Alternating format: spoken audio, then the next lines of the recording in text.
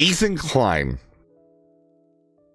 has been having a wild couple of days. Okay. There's been a lot happening. For those of you that don't know, Ethan Klein does a podcast called the H3 Podcast. Every Christmas, he takes a break for like 2 weeks, or holiday season, whatever you want to call it, right? And then proceeds to almost always come back to some level of drama. Now, what I want to do is I want to show you guys one of the dramas, because there's some interesting information that's come out about all of this, right? So we're going to be cobbling this together because we're going to go a little bit over one drama that occurred that he responded to and his response, and then we're going to kind of get into this much more interesting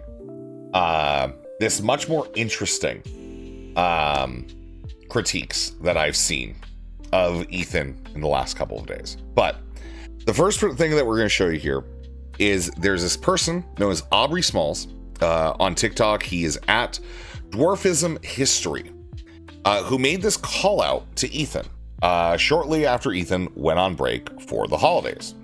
And let's take a look at this. So there was a podcast that I was on one time, and it was a horrible experience, and it's why I'm never going to go on another podcast again. And no, I will not be naming the podcast, even though some of you definitely know what I'm talking about. But they had a segment one time with the podcast owner's dad and some comedian who, mind you, the same podcast is now accusing of SA years later. But the comedian one day was talking in a bit about how he has a phobia of little people.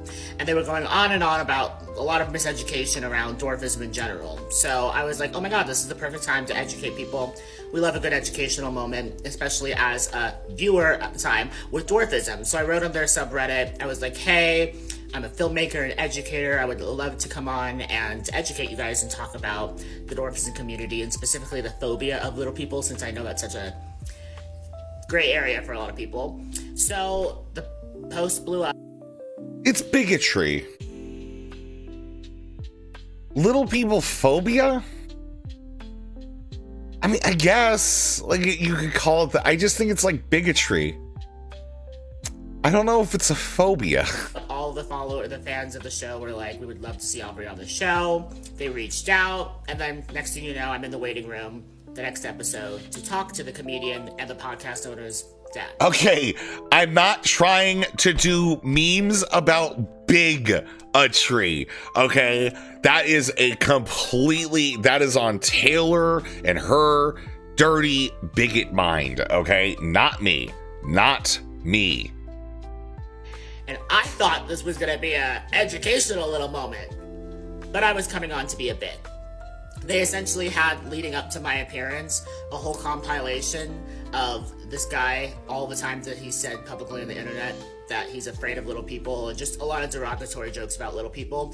And then they were like, and drum roll, we have a little person to surprise you. Yeah, this is what you described. You said that, yeah, Ethan's dad and Jimmy Lee were bigoted towards little people, and you're like, this is an educational moment. So they showed like all the times that they were bigoted, and then they brought you on for the educational moment, right? This feels weird. Yes, Taylor, I've always thought you're a chick, they brought me in, and I will continue to do so. With basically no warning. And the whole bit was basically just about having a little person go against two guys who were just talking about how hot little people, what are they gonna do? Kick you in the shins? And then brought me in. And it just really solidifies the fact that, one, I'm a class act. Because I wanted to cuss them out, but I do believe in digital footprints. And mind you, this was in front of like 50,000 people watching live. And because what you're not gonna do is pretend like just because I have dwarfism that you can suddenly start making jokes as if I'm not a grown man who pays taxes and like has a life. Shame on you, weirdo. But two, again, I'm an educator. I do believe in my best, and I did what I could. They weren't willing to listen. They weren't wanting to listen. This literally sounds like what you wanted to go on the show to do. It's to talk to these people who are being bigoted towards you. The whole crew was just laughing the whole time. And it was like an out-of-body experience. I definitely disassociated for maybe 30 seconds because I was like, it's very strange watching something that you consumed for so long and then finally being involved in that circle and then just realizing you're there to be a joke. I feel like this dude didn't watch any H3. He just saw clips on Reddit and was like, yo, dude, that was funny.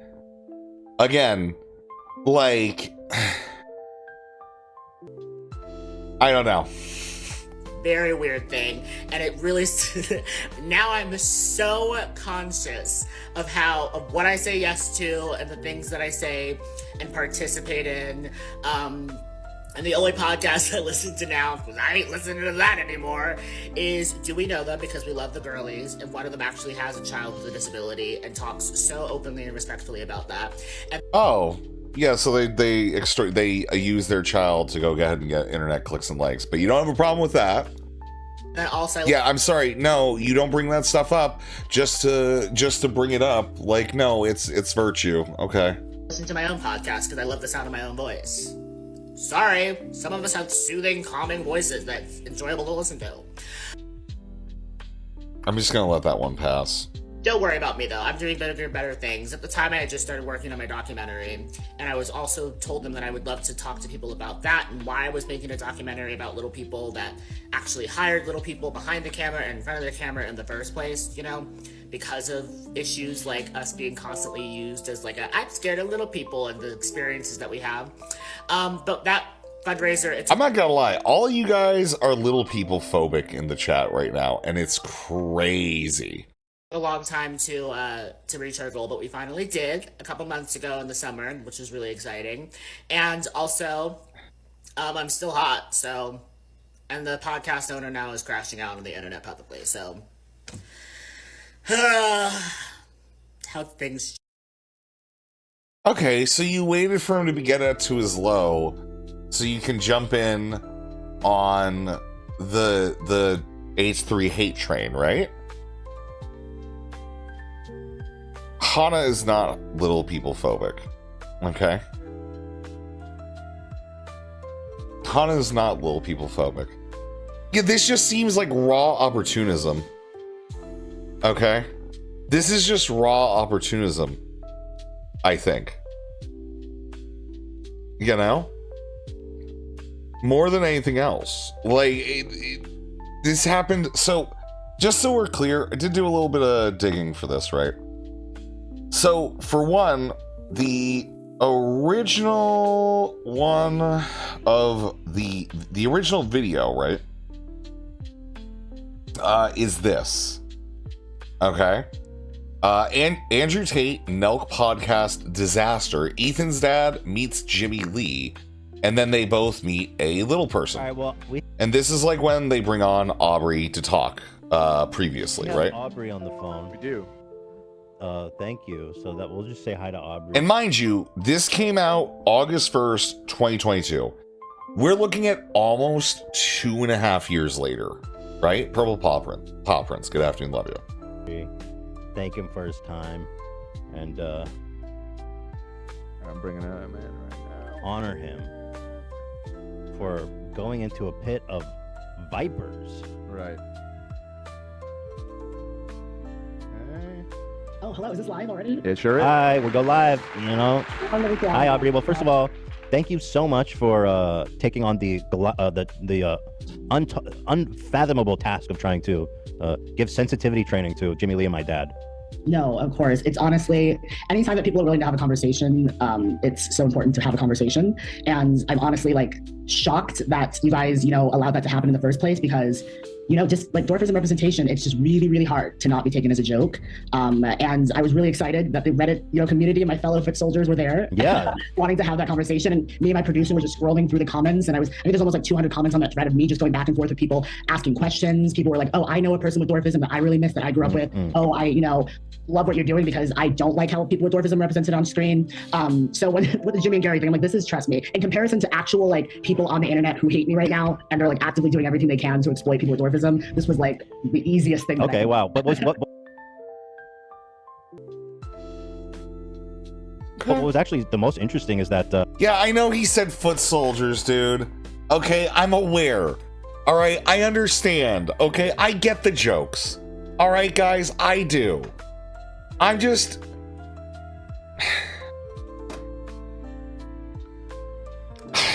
you actually seem to break through to Jimmy Lee. Although, well... Why is it okay to be beaten to little people? What is... Oh my god, what is this? What is this freeze frame, dude? What is going on? No! That's questionable because 2 days later he did write, "I fucking hate midgets" in his description. And apologies for using that word just to retell what he wrote. I'm just gonna be honest, like, why is he getting that? Ethan's being like pretty... He's literally saying, this is what the person wrote. This is what was bad. Yeah, I'm just gonna be... I don't know, man. I don't fucking know, man. Like, I can understand, like, I don't know what... All right, we'll see, okay? In the full version, maybe Ethan goes, like, mask off and just starts screaming, M-word, M-word, M-word, AGP, AGP. Just, like, starts going off or something like that, but... I don't know, it seems pretty cordial right now, you know? And I got caught slipping too. I was like, midget this, midget that. Because it's not, I want to move past the word as the most interesting things that people with dwarfism can offer, you know? And that was what I was ultimately trying to get across to Jimmy. I was like, it's word, buddy. And he even made a joke. He was like, oh, I have a few jokes. Because I was like, let's go through some jokes. We can workshop. No, Ice Beans, my chat is picking on little people, okay? I'm picking on gay people. And he was like, oh, you're something black and you can't, I bet you won't be playing basketball. And I'm like, there's literally people with dwarfism who, they're not playing with LeBron James, but they're traveling around the world being paid thousands of dollars every week to be the global Globetrotters. His name's Manny. He's an incredible, incredible person. And I know that in those moments I was like, with Jimmy, I was like, we're gonna get to the bottom of this because he's not. Manny is going around with the Globetrotters as a little person playing basketball. I'm pretty sure okay. I feel like the critique of that he's trying to make is that little people are getting taken advantage of and made jokes of. It kind of sounds like Manny. If you're on the Globetrotters, I don't know if that's a great example, you know? I just don't know if that's a great example.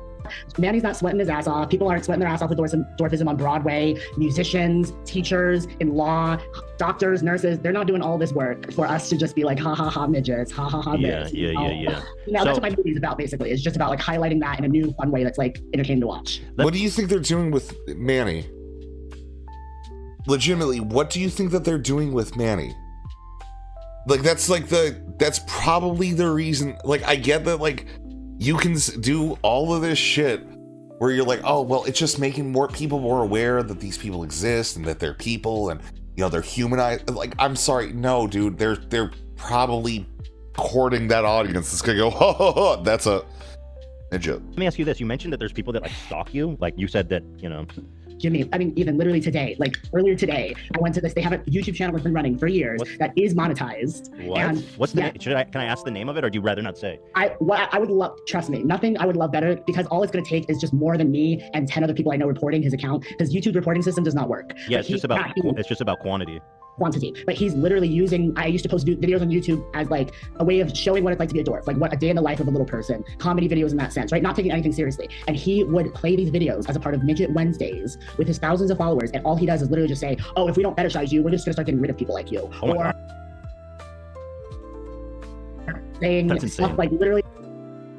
I don't think Okay, that's bad because genocide is bad.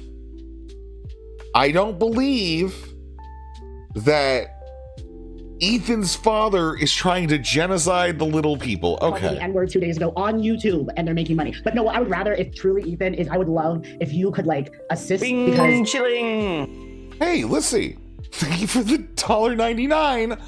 What a bigot. Thank you for the $1.99 super chat. Lissy, good afternoon, love you. Yep. Yep. I just need someone at YouTube who I can send the, you know, all the backup accounts, all of that stuff that I've had to compile over this year. It's just like, yeah, we're going to get every one of these jokes in and everybody's just going to be like, oh yeah, no, we're cool with it. It's fine. I'm not like I just don't even want to scold you guys because you know what? It's better than Primordial's jokes, generally speaking, so. Anything to this person. And I would love for someone at YouTube, a person, to just be like, oh, click. But it will be justified because you can't, it's literally. I can write an email intro and then you can just explain kind of whatever you want to say. But I think in terms of that, I just kind of got over that. Wait, is the channel's name Keemstar or Drama Alert?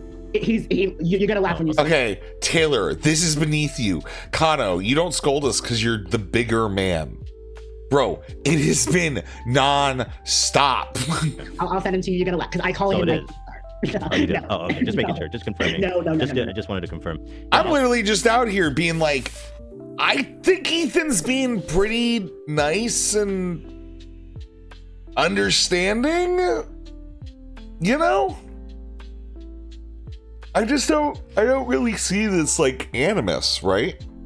I'll set you up an email. I am best friends with Susan, of course, so it has no problem. Raps, good afternoon. This is going to the test if Susan likes little people. Does YouTube actually like little people? Just kidding. But you said he harasses you in real life and stuff like that? No. So, but people have in this journey, I found videos of him reacting to other people who have uploaded videos of me in public, and he's reacting to it because he just scours anything on YouTube that has the word dwarf, little person, or midget in it. And I've literally been watching him react to a video of me and my producer filming a movie about disability awareness and about the hyper, fixation on dwarfism. And he's literally proven my points for the points of this film that there's an issue here because in him harassing a dwarf, he is reacting to someone else harassing me.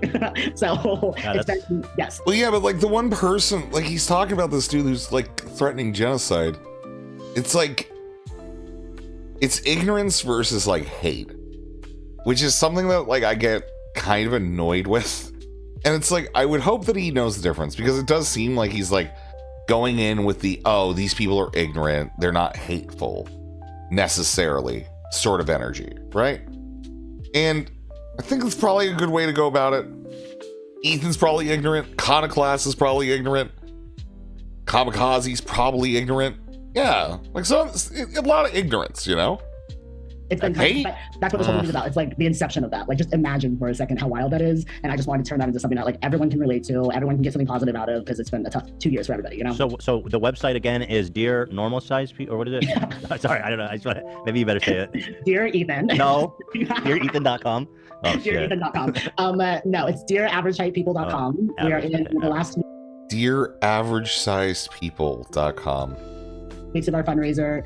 We just really, I was shooting some early this year, and I'm sure you know, like it's just expensive, Oh yeah, definitely.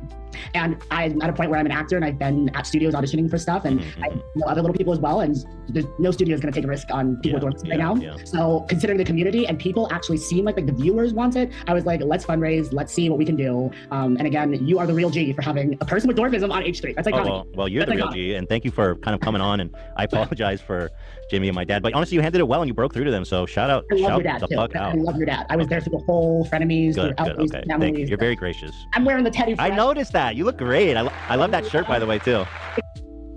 Wait, so he met his father and Jimmy Lee before this, and then came on Ethan's to say all of this, just like generally positive stuff. Timber Lodge, good afternoon, love you. You know, I'm just gonna be real. I think he's full of shit. You know? I think he's just full of shit. Like, And just like trying to do an opportunist to say, hey, Ethan has been kind of like a little bit less than cautious with his language in recent times, and he's been getting called out for it amongst his, like, you know, support for Israel as well.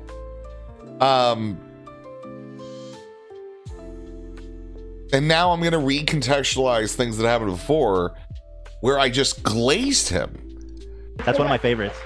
This one was made for Ethan's being restrained. Ethan's being reasonable here. Extremely so. people with dwarfism. So I think this was coming. You have a lot of people with dwarfism on your side, Ethan. Okay, shout out, dude. Shout out to the dwarfism. Yeah, love that. And Love shout out to all that. the Redditors too. You guys are like, Yeah, people are, sometimes the people in this community are really nice. This is like, people like Aubrey are why people like Ethan don't interact with other people. Right? At a certain size, you kind of, I think, have to accept that most people are gonna end up doing something like this to you. You know? You see it happen with a lot of creators where it's just like they grow, they get big, they make friends with somebody, and then, you know, the people around them like start attacking them just because they can, right?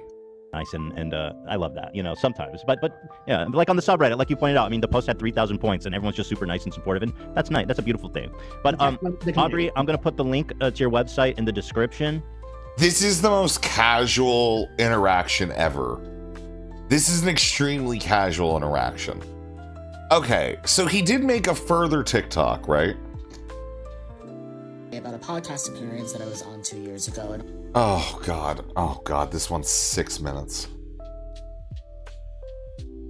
although I did not disclose the name or the podcast that I was on, the viewers have figured it out. So I wanted to address the comments and questions in the recent Instagram post that Ethan KLEIN made about me a few minutes ago. This is a deeply personal and important topic for me, so I wanted to take some time to set the record straight and share my side of the story. There's been a lot of conversation from Ethan KLEIN's fans about me trying to clout chase by sharing this story, which again, never mentioned his name, and that I'm trying to capitalize off of Ethan's current situation. That couldn't be further from the truth, so I wanted to make this video to explain everything. Hi everyone, I'm going to talk about this once and then we're moving on. I posted a video today about a podcast appearance that I was on to. I only downloaded this so that way we can put this on like a faster playback. That is crazy. This guy talks so slow. Not disclose the name or the podcast that I was on, the viewers have figured it out. So I wanted to address the comments and questions in the recent Instagram post that Ethan KLEIN made about me a few minutes ago. This is a deeply personal and important topic for me, so I wanted to take some time to set the record straight and share my side of the story. There's been a lot of conversation from Ethan KLEIN's fans about me trying to clout chase by sharing this story, which again, never mentioned his name, and that I'm trying to capitalize off of Ethan. Okay, what other podcast is gonna have somebody who's lashing out on the internet? You're literally running the narrative, dude.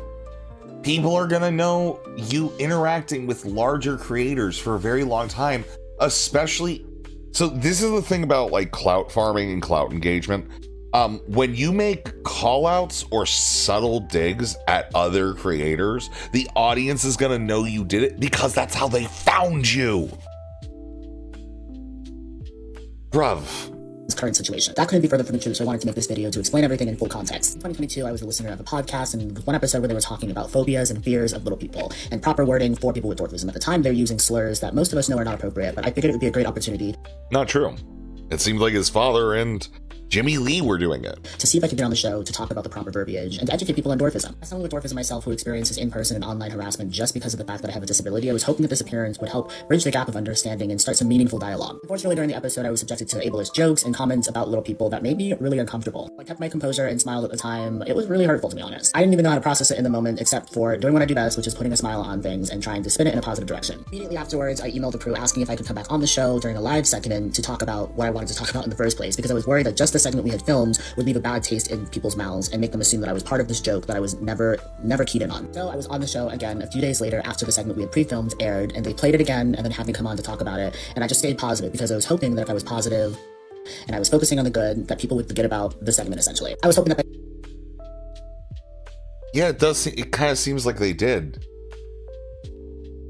So you wanted to remind everybody about the segment, focusing on kindness and grace and showing empathy, that would go farther and people would remember me by that as opposed to what happened during that segment. Ethan and the crew talked on the show, that episode, the live one, about how they had to edit a lot of stuff down, so I hope that maybe one day they'll release the full video so that you can see all of the jokes that I was subjected to that didn't even make it into the final cut. After the episode and the days following, I posted on the subreddit thanking the host and the crew for having me on because I wanted to focus on the positives, which was that the audience was actually really lovely to me and I think really understood the message that I was trying to convey.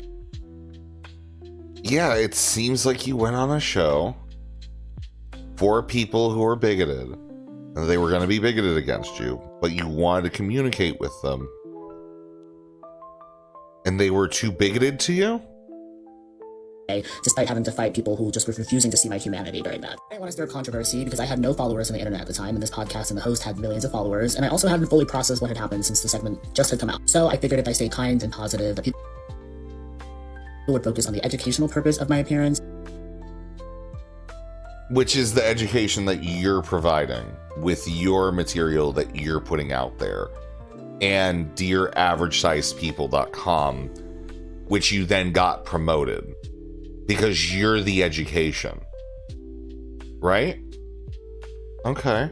As opposed to everything else. As time went on though, I reflected on that experience more and more. I realized that these ableist jokes weren't just one-off harmless jokes. They were a part of a larger pattern of influencers on YouTube and social media using their platforms to perpetuate harmful jokes and ideologies about little people. I never once in my time since then have mentioned Ethan by name or the podcast by name or encouraged people to figure out what it is, but I have talked about this in depth on my main account, Aubrey Smalls, on TikTok, but also on Instagram as well. Now Ethan is claiming that he has proof that I was okay with the appearance, and people are upset because I've deleted the posts today on Reddit and Instagram celebrating the appearance, and that's honestly just because those posts don't accurately represent how I feel, and I feel that they're being used to invalidate my experience. Yeah, oh, the consequences of my actions. Ooh, and to ignore the fact that there was a lot of ableist rhetoric this is miserable. going on, that the segment was harmful, regardless if people think it was a joke or not, and that those posts are not proof of anything, but those moments right after the podcast where I was trying to stay positive and pivot in a more positive direction. For those calling me a clout chaser or saying that I'm hopping on a hate train because the host is currently under some controversy, that is just so far from the truth. You literally brought it up in your first video and danced on it. That it's like, oh my god, and he's falling apart, and I know it. That's why I'm like... I've been speaking about this for years now, and never once mentioned the name or the podcast, which would be something you would do if you were looking for clouts. This is about advocating for fairness and respect, not about hating or canceling people. I understand that fans of the podcast may feel defensive or upset, but I urge you to see it from my perspective as someone who is subjected to hurtful language about literally my body and the way it looks every single day, and then to have that put into Men have to deal with so much, dude. a video form with 1.1 million views as of today. Just because one audience might see a set of jokes, funny or harmless, doesn't negate the fact that they can be harmful to the larger disability community. There is no timeline for when you're allowed to feel uncomfortable by a situation where, regardless if you want to admit it, ableism was perpetuated. And I think especially at the time, I think it's a very normal experience for people to have, to sometimes freeze up in the moment and go, Back to Mario, good afternoon, love you. I'm just going to play along because I just want to get out of the situation and I don't want this to be forever how people perceive me. Which again, explains why I was trying to be so positive afterwards and thankful. I never want to burn bridges with anybody, which is why I thanked the crew, still thank the podcast host for allowing me the opportunity to come on. I know some people are also asking, why didn't you tell them you were uncomfortable? Why didn't you tell them to take the video down? And I would encourage you to think about power dynamics and how those come into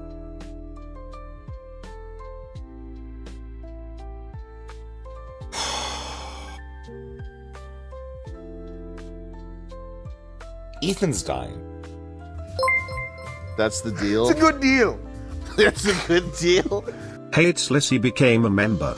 Lissy, thank you for the membership. Appreciate you. Thank you. Thank you. This is insane to me, dude. Okay? This is actually insane to me.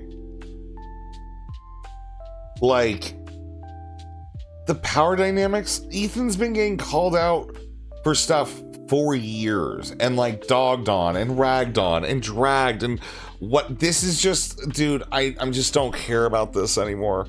Think about the power dynamics. If I had gone against him, then my channel wouldn't have taken off, but if I didn't go against him, I would have gotten somewhere. Yeah, we know, dude, this is the poison pill of the game. This is how this works. This is literally what when people get mad at people for clout farming, I don't give a shit if people clout farm that much, because guess what? That's how the whole thing works. Okay? If you don't clout farm, you're not doing it right. Someone like me, who's already marginalized and harassed and made fun of on the internet, who has no platform. You literally went there because you wanted to go to an unfriendly area to correct misinformation. In your own admission here, Like, how do you not? Telling someone with millions of followers to take a video down. And mind I tell you, I did say that I was uncomfortable with the episode that we filmed, which is why I wanted to come back on again to kind of start anew. How many times have you been at your job and maybe your boss or manager has said something to you that you have not agreed with or not felt comfortable with, but you didn't feel like you could tell them? That's not your job. That's not your boss. That's just a show you called into. Directly, hey, don't do that again, please. Power dynamics are a real thing, especially when it comes to influential figures. I think the people who continue to fight against ableism, it means the world to me. Critical Rad, good afternoon. Love So many of you care so deeply about things like this and want to see an equal and inclusive world for all where nobody would find jokes about phobias of disabled people in our bodies appropriate or comedic or something that should be platformed. And despite the comments on Reddit being made about me in an ableist way, despite the DMs and messages that I'm getting and comments on these videos, I encourage you to move with kindness in response to them because there's not going to be any good done by fighting fire with fire. I love you guys. Keep going. Hi everyone. I'm going to talk about this once and then we'll move. Bro, okay, yeah, I'm sorry. I can understand like him trying to be. You know what? I can understand him saying the power dynamic stuff. I get it. All right, I get the power dynamic stuff. I don't largely take grand issue with like calling out power dynamics as a way to like say, hey, look at why this person did this thing. I think that's fine. You know, I think he's making a fine point by saying, yeah, think about what would happen. It's the same reason why, if we're going to be real, why do people not criticize Destiny? Because what happens if you criticize Destiny is you get DGG and other rabid anti-fans coming on. Literally every single time I bring up Erudite, Parallax shows up. Okay. And if you guys weren't such rabid, hostile bigots, we probably would have other communities that would come and like get angry, right? It's not that Destiny would molest you. It's that Destiny can literally say, oh, I was wrong about this thing and still move forward with it. Because once you get enough viewers and fans, no one can do anything. It's what Mr. Girl was saying. Like, I get the power dynamics thing. I also think that it's like something that I feel zero compassion to people who bring them up. Okay, so the one thing that I have a note here, and I'm not gonna be playing this, okay, just so we're clear. Ethan Klein's father and Jimmy Lee came on a show. There is a reason why I'm not gonna be playing this, all right, which will come up a little bit later. So this Primordial listed this in the Discord as a spin-off podcast. This wasn't a spin-off podcast, right? This was a members-only podcast stream that had happened a few days before what we just watched and happened after a normal Ethan Klein podcast. So yeah, I'm not going to play this. It'll make sense in a little bit. But let's go ahead, right? Let's go ahead and take a look at some of these Reddit posts that Aubrey had made. Okay. In Ethan Klein's subreddit. In a response, Beanpugs had said, the harassment and discrimination you and others in the Dwamali community endure is something I truly never thought of, was aware of. Thanks for educating me and allowing for space and growth. You're an amazing advocate, and I hope your project is successful as fuck. Exactly, it's just about awareness. A lot of people just don't know at the end of the day, and nobody with platforms like Ethan's are really allowing for space for us to come up and talk about it. That's why I really commend Ethan and the crew for reaching out and having me on twice. Thank you for allowing space to listen to something new. Peace and love. It was an honor to chat with H3 Productions about some Instagram post. Shout out to the Dwamali. It's Aubrey, the person with dwarfism, called in. Thank you to Ethan, the crew, everyone in chat for being welcoming and respectful. Shout out to Cam for the editing. If anybody wants to donate to our film, we have 16 days left. I'm just gonna be real. Like, I don't actually think I'm gonna say it's very possible Ethan's father and Jimmy Lee were extremely bigoted. Okay? Extremely bigoted. But to form this as I'm glad this podcast host is following because of his bigotry feels a bit extra. All right? A bit extra. And thankfully, right? Thankfully, Ethan went ahead and dug into this entire situation. We're going to watch this for a little bit. All right? I don't want to watch the rest of it. But the whole thing. But you'll see why, because I think there's much more interesting part of this. Well, with all that being said, let's get into this first hater award. Aubrey. Oh, boy. Now, if you don't remember Aubrey, let me refresh you. He is a little person and an activist. And there was a time during Jimmy Lee's arc on this show where he was using the M word, which is really derogatory for little people. And we were trying to break through to him that he should not use that language anymore. Aubrey was a fan of the show at the time. I watched one clip beforehand, Fairy Flow, just so we're clear. Just so we're clear, I watched one single clip beforehand because I'm gonna be we're gonna kind of switch gears a little bit midway through the segment, just so we're clear. And he wrote in wanting to participate in educating Jimmy Lee. Let's start by showing you the video he put out, and then we'll go over everything else. Yeah.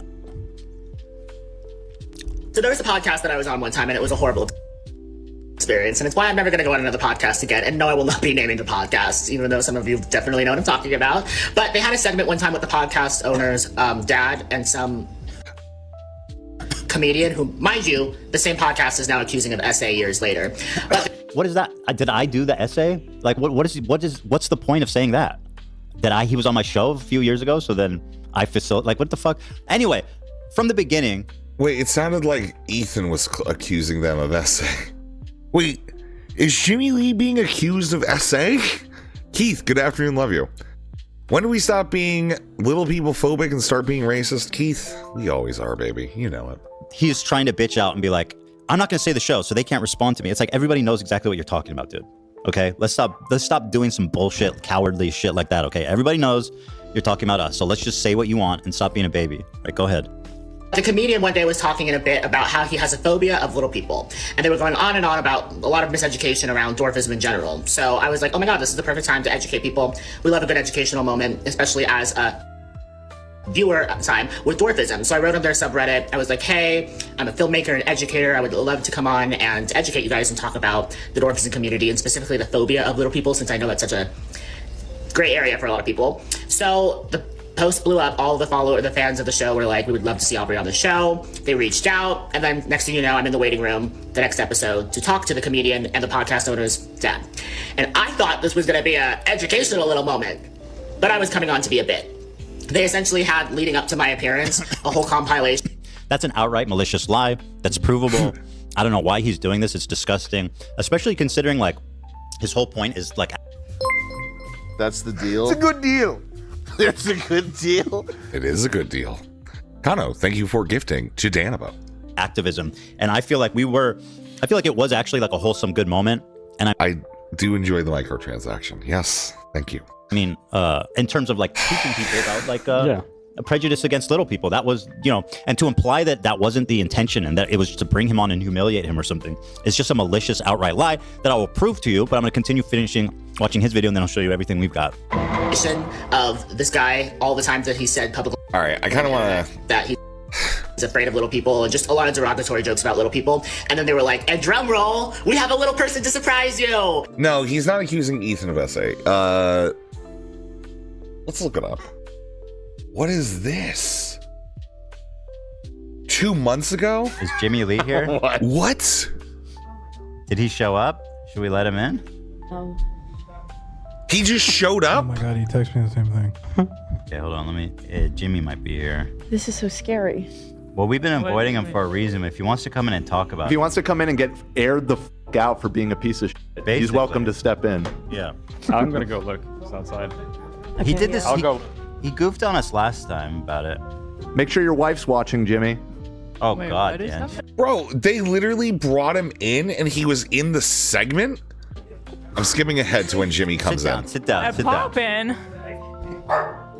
the dogs are barking at you. Yo, doggy. All right. First of all, I'm not gonna Hey, stop guys. yeah, I'm not going to let him stop. That's why they're here. Attack intruders. Jimmy, how did you get in? How did I want get shtick. in? I parked outside, and I rang the bell, and somebody let me in. They just opened the gate? Gate opened, and the guy Isn't the came front out. door have a key, too? He, I said, I'm here to see you, and he opened the door for me. Was it Jeremiah? He probably thinks he's invited. Oh, fuck. I guess Jeremiah's probably seen him before. Yeah. So it's not that. How you guys So doing? what do you think? You just coming here? How you doing? I'm okay. Okay. So let me give you. Okay, let me tell you something. First of all, What's up? all right. Since you showed up here, if you want to stay on the show, what we have to talk is basically, I'm gonna air you the fuck out. For You know what for? Mason? Yeah. I already texted you that last week. Well, somebody's lying. I told you, I text you everything because I knew it was bothering you. Of course, it's bothering me. Yeah. Did it happen? No, he filmed for me, and we have different content creators, and he got mad when we let him go. In fact, we had a problem with him in a diner. In fact, one of the guys that's with me was there when it happened, Jarrell. All right, listen, I'm gonna give you an option right now. Before I say what it is you're accused of, you can leave, and I won't mention it.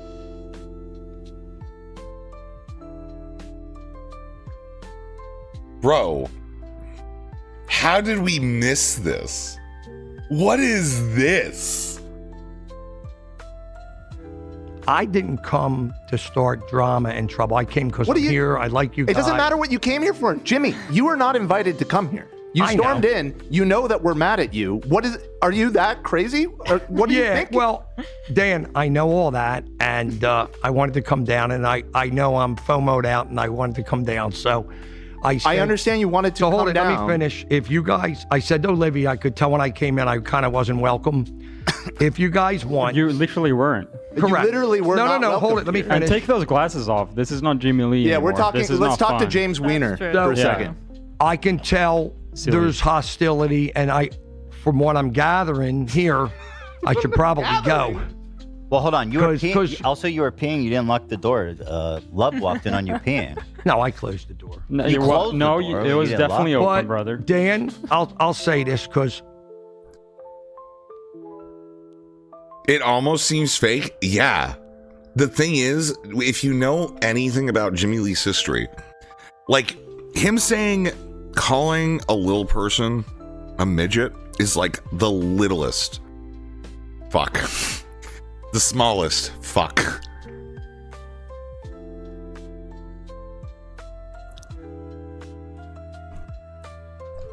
It's not of like a high mag. Oh, shit.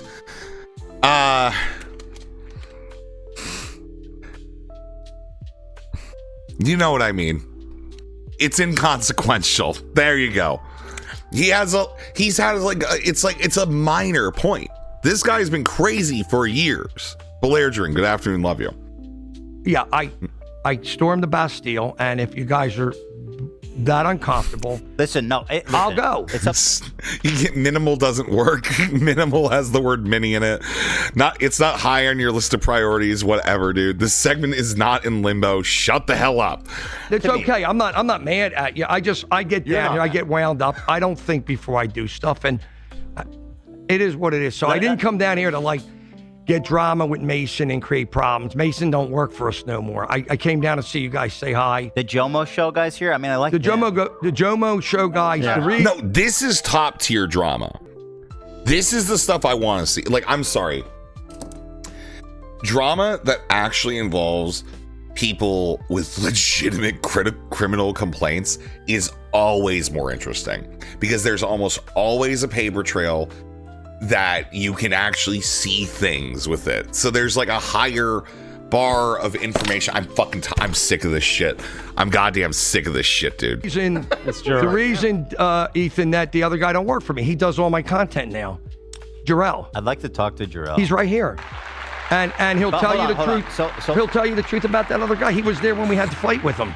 I'm not lying to you. Jarrell will tell you. I'll ask Jarrell, but here's what I'm gonna say. What? First of all, it's up to me, okay?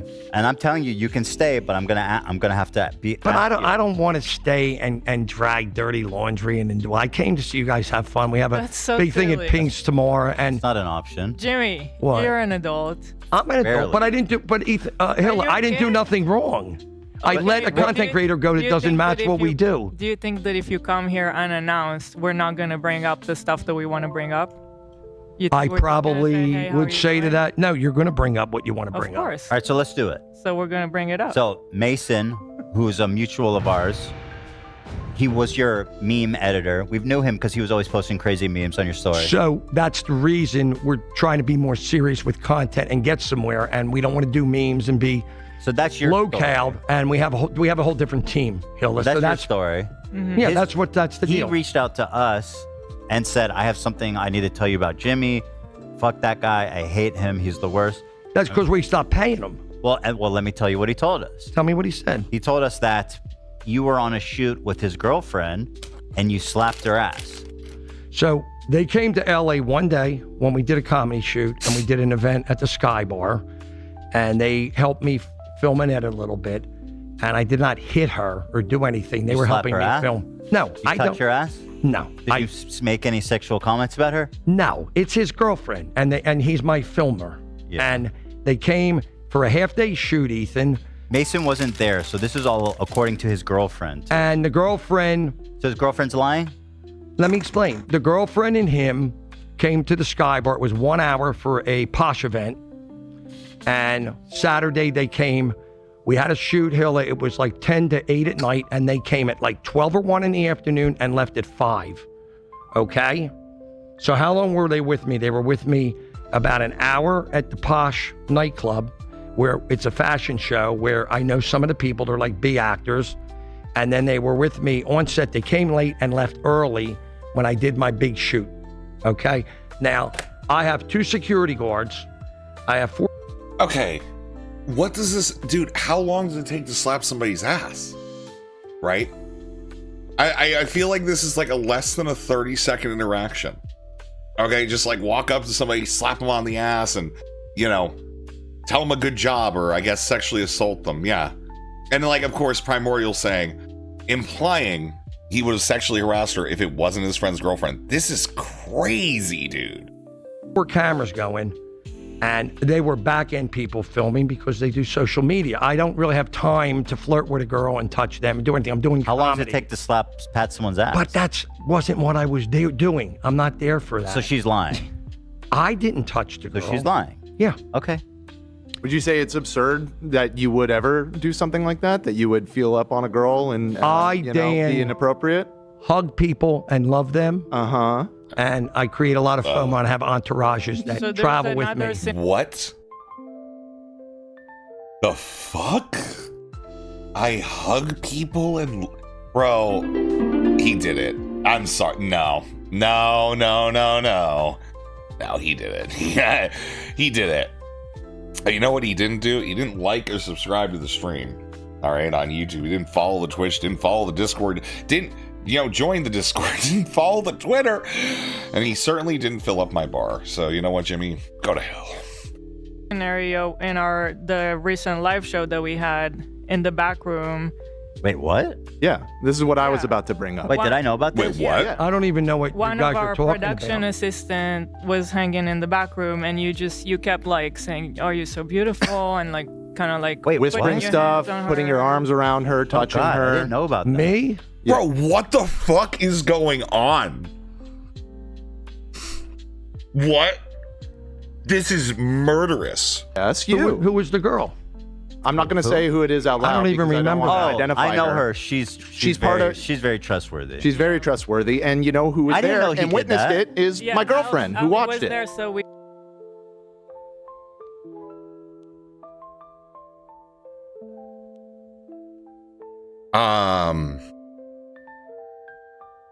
Yeah, I think it's okay that they called out Jimmy Lee. Bro, what is going on? So Dan, you know my problem is I love people and I'm friendly and I hug guys and girls when I do Are you a kid hello, or good boring afternoon. stuff and Am I I'm not talking hitting. to a 5-year-old or a grown-up? I'm talking to a married man, right? You're talking to Yeah, and I'm married and I'm loyal to my wife. You think your wife would be happy to hear that? Facts. This is Oh a my jury. God, you guys. I shouldn't have come on. Yeah, no I mean, shit. Yeah, for Why did your you own show sake. up? Well, hold on, Jimmy. Exactly. Well, hold on, I hold on. shouldn't have come on. Yeah. I made a mistake, Dan. You were right. What? Keep in mind, Dan and his girlfriend are very woke, and she's the only witness, as well as the person making the claim in the first place, Primordial. I apologize to you guys that came on, but you know what? I came on. Do you want You to should hold on? talk to Let's them clear it about up. what Let's you clear it up. Right? Dan's girlfriend was the one who witnessed it happening because she was there as well, right? And there's a separate person aside from that. But to hear- What did Allie tell you, Dan? Because this is kind of I didn't internalize this. I really am because I didn't come for this. No, I know you didn't come for this. I didn't But come you for can this. come Poor for a you. fluff piece. Well, hold on. I'm sure the women hold on, didn't come Jimmy, for that Jimmy, either, you're here. right? You're Exactly. here. You're here. Jimmy, here, sit. Dan, what did Allie say? What Said happened? exactly what Hila just said, is that in the back room, you were hanging out, and this person who is a key part of the production, the live production, and who is very trustworthy. We all know and trust. Yes, that you were whispering sweet nothings to her, telling her she was the most beautiful girl you'd ever seen. Unbelievable. I can't believe how hot and how good it is to see her again. Because you had seen her at the previous one because she does all the live shows. Oh, That well, is if you're gonna beyond talk, talk into the friendly, mic, 'cause I can't hear buddy. you. That's not Conscious, good afternoon, love you. How did we miss this content, dude? friendly. Hold on. Do you talk? Guys, I'll leave you on this note. I'm Do going you to go. usually say that to women? I am overtly friendly to people. I hug guys, You and say, I You don't call dudes sexy when you hit do that? on girls. I'm married. You're a liar. You're lying. Okay. You're straight up lying, dude. You are a liar. I'm sorry, Jimmy. This is why I didn't want. I was protecting. I was.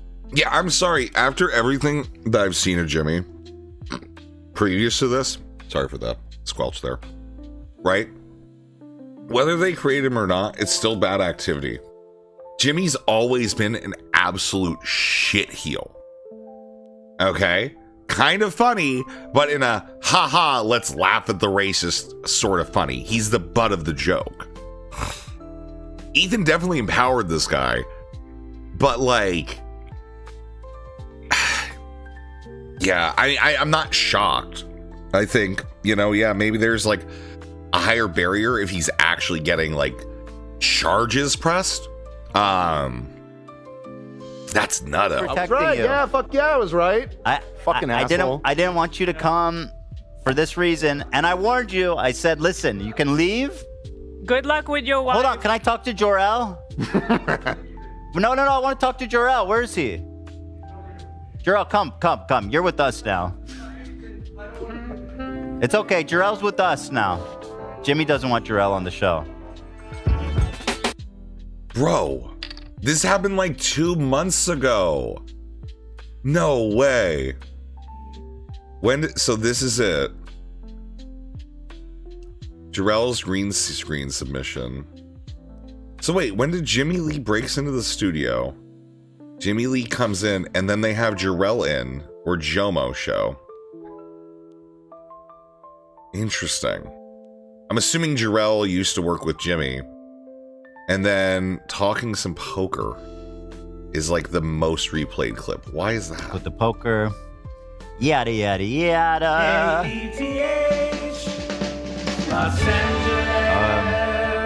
Sonny had to go home early because it was school night. Oh, God.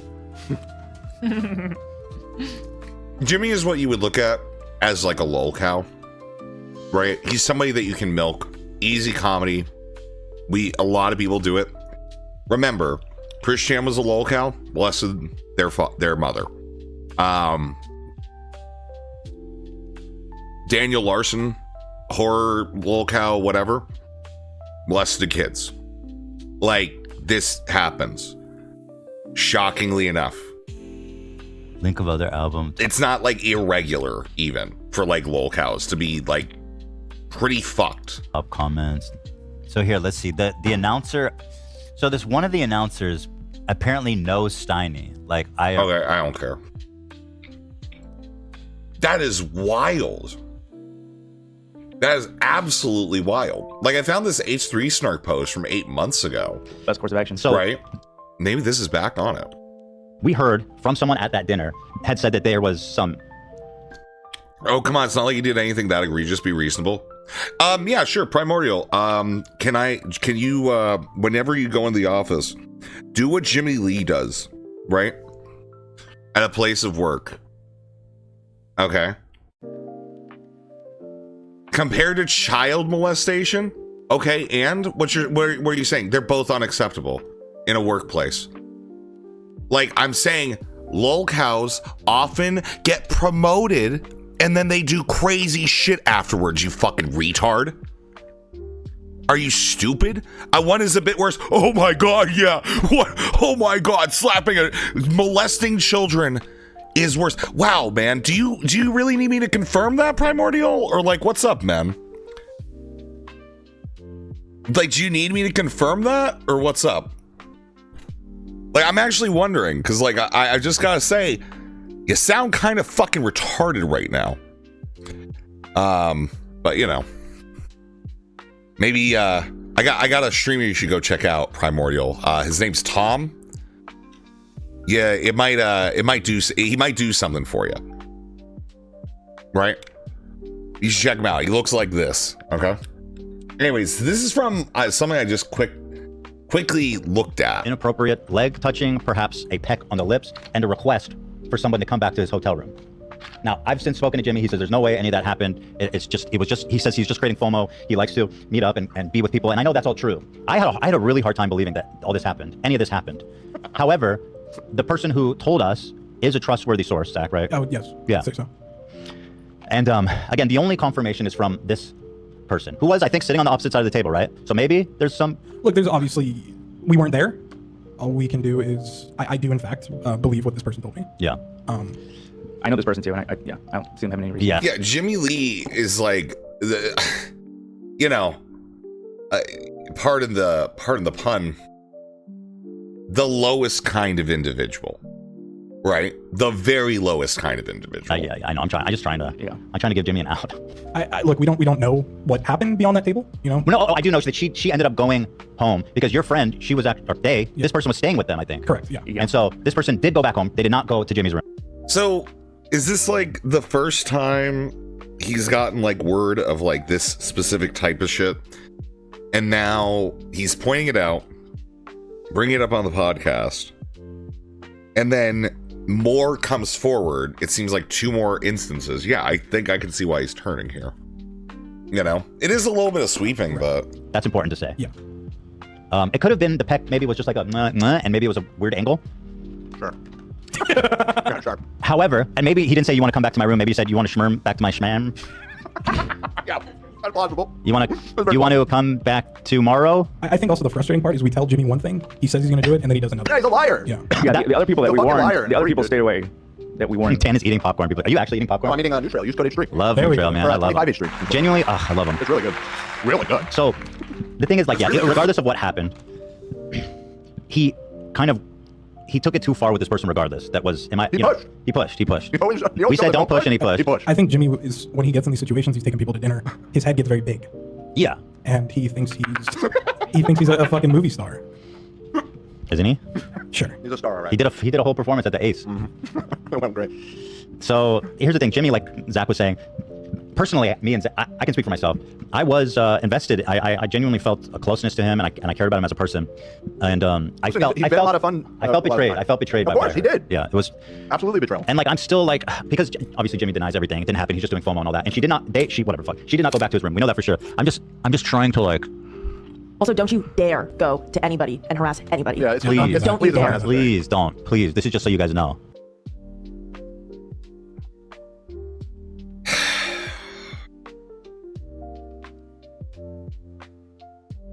I feel like it's like the first time you hear like if somebody does something weird and you're like, you can't believe it. I can understand why Ethan's like this, especially if he has like years built up before of like, oh, he just says crazy cringy stuff because, you know, Yeah.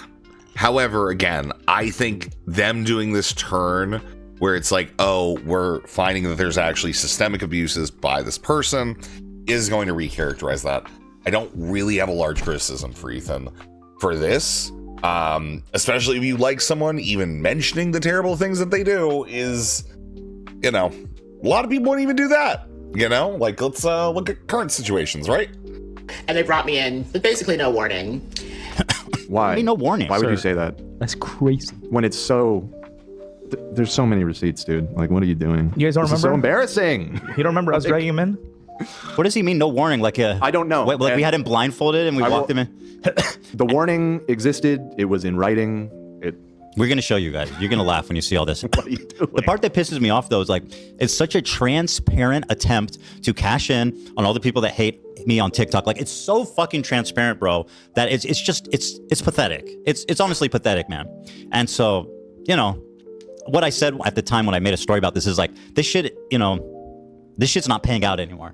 I'm not going to sit here and let you lie about me. Like, fuck you, dude. It's so unfortunate because his TikTok is so informational and he seems to be actually wanting to spread the word, but doing something like this, such a move just to get views, it goes against his whole like thing about education. He really didn't think how to respond because, like, why are they? They're being really nice to this guy still. He must have known that we have like can disprove literally. Oh, he has a really good TikTok though, and he's really actually smart about this. We just don't get it. I think he said. Yeah, it makes me really sad just because like we were always on Aubrey's team. Yeah. Like we were not on Jimmy's team. You were never used as a bit, and it does hurt that like you would even say that or think that. Like none of us It's here. like Ethan said, he's cashing in.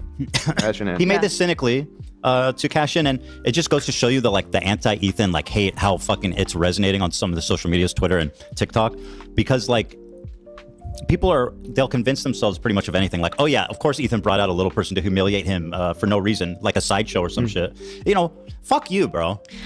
And Ethan has a point. Ethan does kind of have a point when he says this, right? I don't know how many of you know of a certain Reddit called H3 Snark. H3 Snark is I'm gonna be honest, it's an A-logger's dream.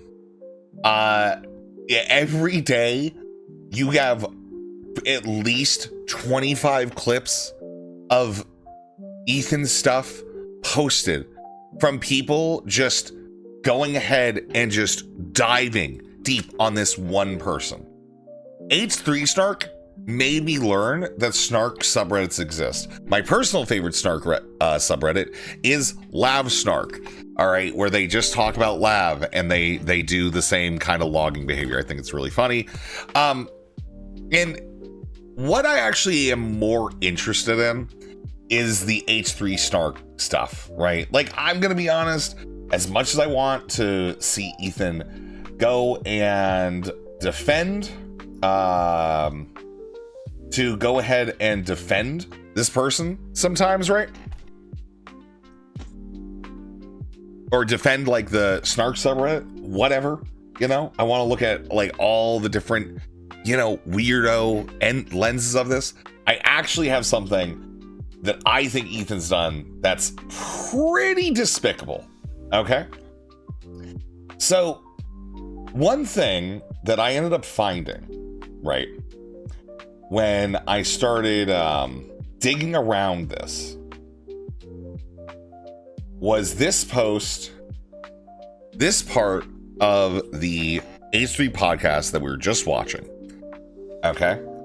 And what this part of the podcast is part of Ethan's response to Aubrey. It just goes to show you the like the anti-Ethan like hate, how fucking it's resonating on some of the social medias, Twitter, and I can't believe I literally clipped this right where it was gonna go next anyways. I hate myself. TikTok, because like they'll convince themselves pretty much of anything. Like, oh yeah, of course Ethan brought out a little person to humiliate him for no reason, like a sideshow or some shit.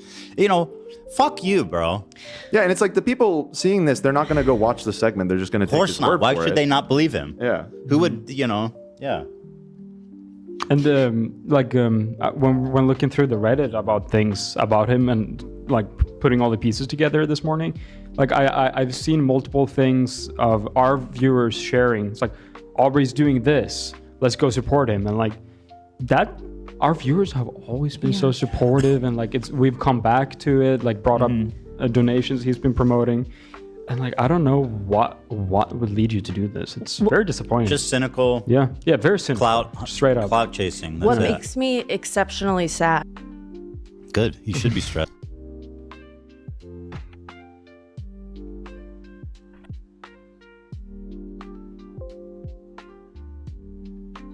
Okay, I clipped it wrong. Okay, never mind. He's been stressing all week. Good. He should be stressed because he's a fucking liar. He should erase that video and apologize. Definitely. So he doesn't get sued. Yeah. And mind you, though I disagree with the material of Aubrey's statements, I'm kind of less than enthused about being like, yeah, let's sue this dude for talking about how he feels and how he has traumatized himself about an appearance on your podcast from years before. I'm a little bit less than interested in that, right? Yes, I can see you. I can see you. Man, this dude is gonna look so fucking dumb when we're back. So obvious with the comment. He's scraping for any clout he can get from this new wave of H3 hate. And they always start talking shit the minute I'm on break too. Just a coincidence. Literally. So anyway, let's get into the receipt. So the only reason I bring this up is because I kind of fell into this story because I am on H3 Snark. And I saw this post, okay, which is titled, Ethan Klein threatens to sue dwarfism advocate Aubrey Smalls for his experience on the H3 podcast unless Aubrey meets his demands. Which is deleting the video. Go on. Good afternoon. Love you. And this is called This Is for Fair Use. And the one thing I want to be clear, watch Ethan's face during this. Because he's a fucking liar. He should erase that video and apologize. Definitely. So he doesn't get sued. Yeah. Yes, I can see you. I can see you. Man, this dude is gonna look so fucking dumb when we're back. So obvious with the comment. He's scraping for any clout he can get from this new wave of H3 hate. And they always start talking shit the minute I'm on break too. Just a coincidence. Literally. So anyway, let's get into the like, you see this face here? Receipt. Okay. Compared to like what Ethan actually looks like. I love this part. Genuinely, I think the only and like I was looking at the Snark subreddit and like I was watching this post and I'm like, man, they're really doing Ethan bad with like the AI face swap stuff, right? Like this was like the first thing that I like noticed, and I was like kind of like, this is very odd. Like Ethan looks like he's about to cry and or consume the flesh of 1,000, babies or something. I don't know. I love this part. Genuinely, I think the only thing that could prevent me from considering legal action, he needs to make a TikTok apologizing and admitting he lied. On his TikTok, you have to say, I lied about you. Because let's get to the receipts, you guys. All right. Keep saying that. Here's the original post. Let's go through this. Which, again, that would be a good thing for him to do. I'm going to say I don't really care.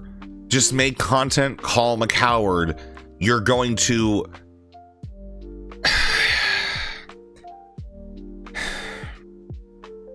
dwarf him in the SEO. Of him saying he wanted to call in. Leonard, good afternoon, love you. Why is he about to cry? He's not. This is like a face filter that they added on in the H3 Snark subreddit. There's a reason why. Don't get me wrong, but put out a we'll get TikTok, there. erase all your videos, and say I lied. That's what you need to do to make this right. And you should want to do that because it's the right thing. And you're supposed to be an activist, right? So it's time to activate your ass and to apologize and admit you lied. Because at this point, I mean, like Ethan looks worse. Like Ethan, I don't think is a very good looking guy. He looks worse than usual. He doesn't have the sniffles. Guy, he looks totally normal, Fairy Flow. Over here, totally normal. I thought that this was like a really big way to just try to like, make him look as bad as possible. Legal recourse is certainly a path that I want. More yellow journalism. The filter is such nasty work. Exactly. I'll fucking sue Aubrey. I don't give a shit. Fuck it. Like I genuinely don't care. I don't care if he's poor or he can't pay me back or he's small or he doesn't have the resources. I don't care. Oh, when I say small, I mean creator. I got you. Yeah, I just want to clear that up. He's a small creator. People always say that. Yeah, I got you. I mean, I felt that no. I get the sentiment, but I feel like I mean we are discrediting him pretty thoroughly here. Like, yeah, but not enough. The million plus people that saw on TikTok, you think they're going to see any of this? Yeah, I guess that's a good point. And now I'm going to have to go on Twitter and be like, not only does Ethan want to kill Palestinian babies, he actually hates little people. Yeah. I saw a guy on TikTok talking about it. No, I don't give a shit. This is why you don't lie about people, especially in a professional setting when you can just hurt their reputation. These laws exist for a reason. Okay, I've never expressed it. I've never pulled that lever, but I think it's about time to start. You could pull a Taylor Swift, Gwyneth Paltrow sue for $1. Yeah. I mean, I'm not going to get money out of him. They are making him the sentiment. Way more twitchy. Okay. Now, I first looked at this and I was like, okay, they're doing Ethan dirty. This is bad. This isn't a good thing. They shouldn't do this, right? And they actually have a reason to do it.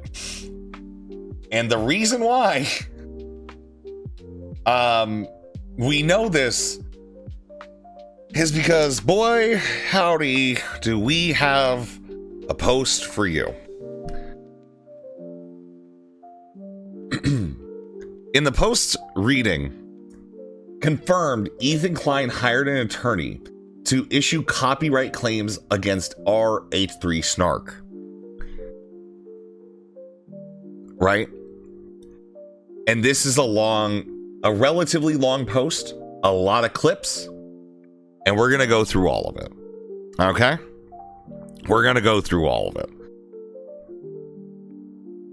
So, for a detailed timeline of events leading up to this announcement, please see False Copyright Strike Tracker Megathread. Ethan Klein is abusing the copyright system to censor criticism about himself and the H3 podcast on Reddit.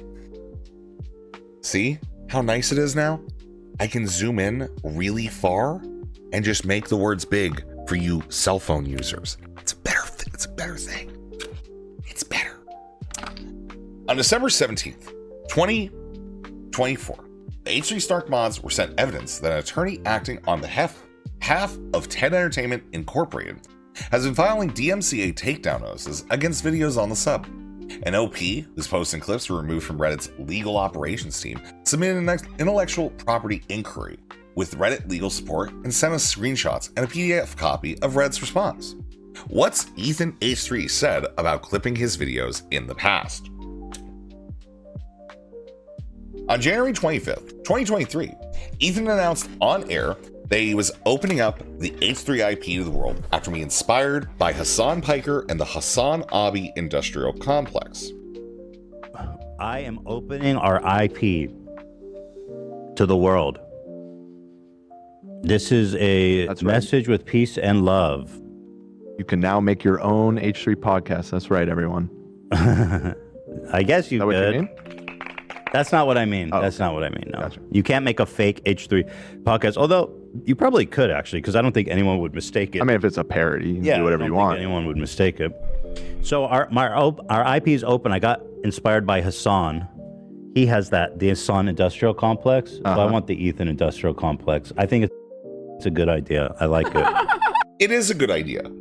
This is the idea that propelled right-wingers like Andrew Tate and many members of the manosphere to the heavens, because their fans could have a possibility of making a few bucks, clipping shows they were already watching, posting it to their YouTube, getting people to look at it. It's just a benefit for everybody when you're sharing your content. Yeah, I think it's really cool. And it's actually crazy how many people are seemingly making a decent living from having their own clips channels of him. Mm-hmm. So if you want to cut up clips from the podcast, from our members live, from anything with me in it,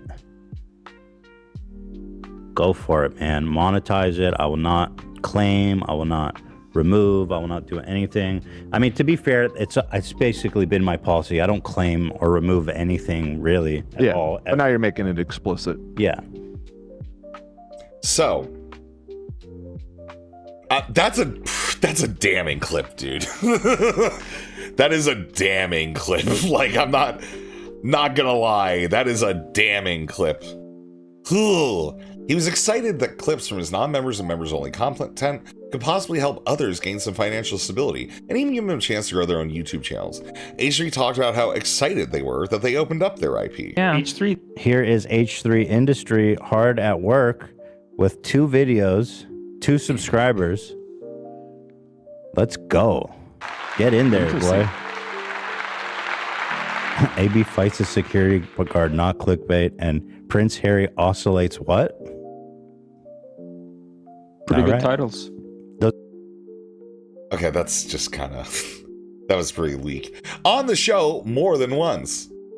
Our IP, and there are starting to be channels who are uploading content. I started noticing. And they're... Okay, can we... All right, I need to talk about this. This is a totally separate point. This era of Gila... like, this fashion era of Gila was horrible, and I hated it. I hate it. I hate it so much. Okay? I hate it so very much. Getting views. It's just it's so extra for no fucking reason. I'm very happy. I love that for them, so shout out to them. Give it up. Give it up. Chat saying that Vicky is the one who films his Instagram lives. Anyways, almost exactly a year later, Ethan made an announcement on air and via Instagram story that he was going to be DMCAing all members content and warn creators using members only clips that they should remove those clips if they don't want to strike against their channel. And profiting off it, you know, then let's not do that. Okay? If it's a clip with the title and it's contained and it's reasonable, you're fine. Capiche? There's the clip. There's the clip. Go look at the clip. Now, there is this one clip. Clip. In other news, we always talk about that this channel is a trend setter. We've done it all. It happened. Cody Ko bought a Gatsby. Did we watch that? Like, this is the thing, is like, again, when you have conflicting messages about this, I think that it's obviously not gonna work out. Especially if it's like just a fucking moment in a several hour long podcast. Many people are probably not going to see it. Surely the clip channels will see it. But again, you're basically revoking consent that you at one point gave, which you can do, don't get me wrong. But to go after these people after you've explicitly tried to empower them to promote your stuff feels kind of bad, just a little bad, right? Ethan never publicly, Ethan said he felt it was unfair for content intended for paying members that was being shared by clip channels for free. Ethan never publicly announced that he was closing up his IP or that he would strike clips of publicly accessible non-members H3 content. How do you know it's Ethan filing the DMCA takedown notices and not someone else? Opie's email from Reddit Legal Support confirms that the claims against clips posted on H3 Snark have been filed by a lawyer on behalf of TED Entertainment Inc. Ethan is the host of the H3 podcast show and the co-founder and CEO of TED Entertainment. The lawyer acting on behalf of TED Entertainment has previously represented Ethan and Gila in other lawsuits. They worked on their landmark fair use case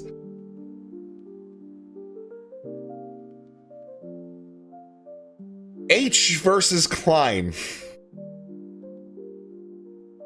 Hussainzadeh? I don't know how to say that. A lawsuit that brought the KLEIN's international recognition and respect, especially in the YouTube commentary community. They also worked on the Thriller Fight Club 2 LLC versus H3 podcast. And if you want to know what this law was, right? There was, this was the Fine Brothers thing, correct? Where the Fine Brothers were trying to make it so that they were the only people that could do, React content as content. Right? Yeah, I'll put on the farmer hat. Just give me a second. All right. So it's kind of running in the same way. No, Matt Haas. Wait, this is Matt Haas? Wait, which one's the Matt Haas one? I've never heard of the Matt Haas one. Wait, what's this one?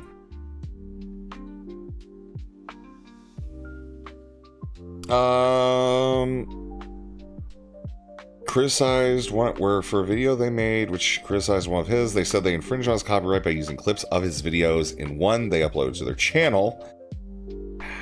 Ooh, H3's win could affect other YouTubers making videos who want to use parts of existing videos in their uploads. The video sparked the legal case.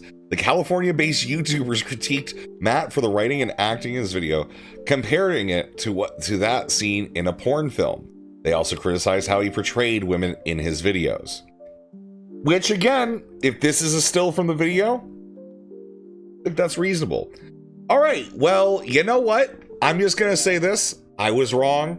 I'm going to leave that in. Mark F., good afternoon, love you. I'm glad I was wrong because he literally sued to use clips of other people then. I thought that he did. I thought he did sue the Fine brothers. I thought that was like a thing. I honestly may have like completely merged these two stories together in my head for years. So now we know. But anyways, this is a redacted. So next, they posted a redacted copy of the PDF shared with the H3 Snarks mod team. Reddit Legal Sport. Below you'll find the DMCA notice we received and process regarding this content. If you would like to resolve the copyright strike or have the content reinstated to Reddit, have a few options. You can submit a counter notice, or you can contact the reporter directly to request that they withdraw their claim of copyright infringement. They notify Reddit that they are withdrawing their claim. We may reinstate the content and remove the strike. Otherwise, your copyright strike will remain, and the removed content will remain inaccessible. If you'd like more information about these options, please let us know.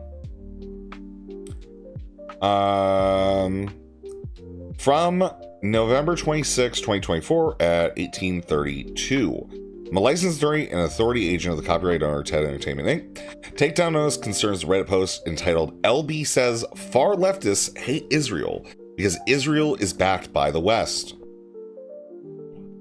And this can lead to anti-Semitism. Ethan agrees, then says freedom of religion, speech, press, and to control what happens in your own workspace would be under state control in communism. Okay, this is weird. Why is Ethan lowercased here? He talked about it, but he didn't sue the Fine brothers. Interesting. I can see why people might have thought this was kind of fake. Okay, the infringing post contains the clip from my client's copyrighted video entitled I Haven't Been Well, H3 Show number 85. The work is exclusively available on my client's YouTube channel. The infringing clip is a separate copy of the work. It's not an embed of the original. Rather, the infringing clip appears to reside on Reddit servers. My client has not authorized the creation, reproduction, or public performance of the infringing clip. As a copyright attorney, I examined the infringing post and the infringing clip together in their entirety. I've determined that the use of the infringing clip in the infringing post is not fair use. Below is a summary of some of the key takeaways from my analysis. First, the use of the infringing clip in the infringing post does not serve a different purpose or have a different character than the original work. The title does not provide any commentary, criticism, or further insight into the content of the infringing clip. Rather, the title by the poster merely quotes part of the infringing clip. Additionally, there are no comments to the infringing post, and the moderators have prohibited the creation of any comments on the infringing post. Second, the amount and substantiality used from the work in the infringing post is unreasonable and unnecessary. Not only does the infringing post fail to provide any commentary, criticism, or further insight into the work itself, it could have easily achieved its purpose to inform Redditors of the contents of the infringing clip by either embedding or linking the original work at the relevant timestamp in the infringing post. Finally, the infringing post containing the infringing clip results in marked harm to the original work. Each view of the infringing clip siphons views from the original work. This is not true. This is going to make more people go look at that, right? That's just what it is. Lilac, good afternoon, love you. Each view of the infringing clip siphons this results in less ad revenue derived from the original work.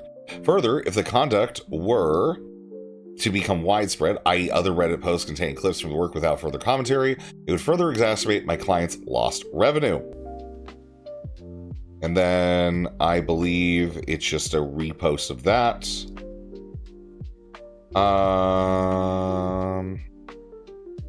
Yep, okay. So how did this all go down? Here's a timeline of the events based on all the information we've been able to gather so far. 20th November 2024, the H3 show aired a publicly available live stream titled We Play Poker with Ninja, Impractical Jokers, and More, H3 show number 83. At the time of this post, the runtime stands at 6 hours and 25 seconds. Okay. 22nd of November 2024, OP published post 1 containing a 20-second long clip from the H3 show 83 on H3 Snark. Clip 1 accounts for 0.00925% of the total runtime for H3 83. The same day, the first DMCA takedown was filed by TEI's authority agent. 25 November 2024. The H3 show aired a publicly available live stream titled I Haven't Been Well, number 85. At the time of this post, the runtime stands at 3 hours, 56 minutes, 35 seconds. That same day, OP published a post 2, containing a 1-minute, 50-second long clip from H3 show 85 on H3 Snark. Clip 2 accounts for 0.776% of the total runtime for H3 85. 26 November 2024. The second DMCA takedown notice was filed by TEI's authority agent against the same OP. 29 November 2024. OPP1 was removed by Reddit's legal operations team in response to a copyright notice. OP was issued a warning from Reddit admin the same morning. Okay. Remove my... Okay, so this is just... Well, with the OP see... Does the OP see this, or is this just like the mod chat for H3? Huh. Interesting. 6 December 2024, OP's P2 was removed by Reddit's legal operations team in response to a copyright notice, N2. Later that morning, the mod team published false copyright strike tracker mega thread. Ethan Klein is abusing the copyright system to censor criticism about himself in the H3 podcast on Reddit to H3 Snark. Announced a pause on uploading all clips to the sub. I mean, if you're just quoting inside of the clip as like the dunk, I kind of get it. I just don't think that this is ever going to be a replacement for the previous material. I don't think somebody's going to see that clip and then have previously determined, oh, I no longer need to watch H3, other than to say, hey, H3 said something crazy and we don't want to watch him because of the material of what he said, not because they've been satiated with the level of material, which is what I think copyright is supposed to cover. People might not watch H3 after that, but that's more of just, you know, libel, I would assume. Okay, and that's the second notification. 7 December 2024, OP submitted their intellectual property request about N2 and N1 and N2 to Reddit regarding the removals. 10 December 2024, H3 Snark Mods published a post titled We're resuming clips posts on our H3 Snark with advice for how snarkers can transform clips. 17 December 2024, OP received a response email from Reddit legal support and contacted the mod team. Interesting. So yeah, when I was showing you that thing earlier where they had literally used that filter on Ethan to make it look as if he was crying the entire time, I think that's why they're doing it, so that way they can claim that it is transformative, right? Transformation is requirement, clip length doesn't really matter. I think the market replacement thing is a critical part of it, right? I think the market replacement is the biggest part of it, you know? And I would actually say, to go further, I think like Ethan's lawyer saying, hey, you could just timestamp it and put that up and use the same title and everything, I think that, that being fine also is okay.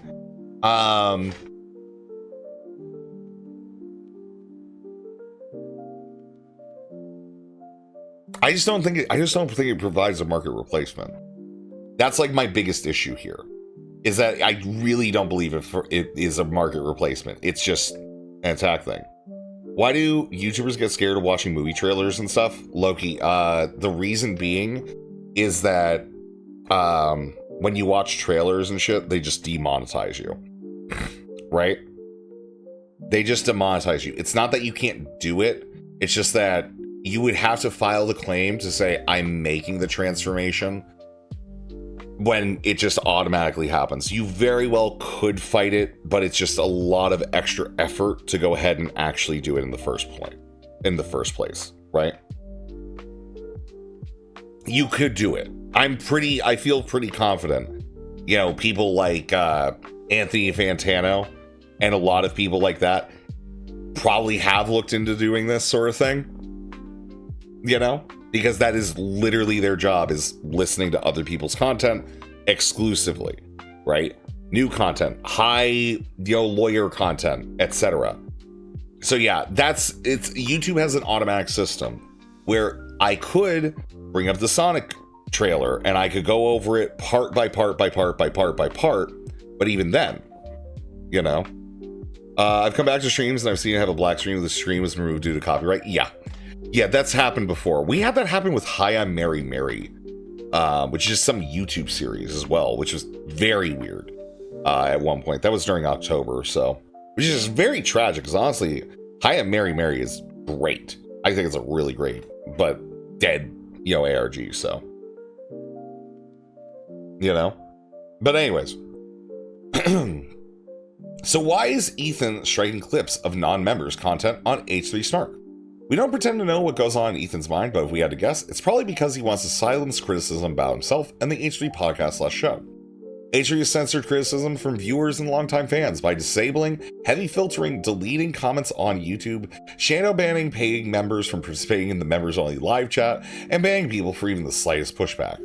This year, he's made it a habit to seek out criticism about himself on Reddit, Twitter, TikTok, etc., some even from his own fans. So he, to quote Ethan, can pop out and show them in his Instagram stories. Longtime watchers of H3 also know that they often go back and remove footage after a live stream that they believe might spark controversy. I'm curious of this. A racist clip H3 cut out of the podcast and never apologized for.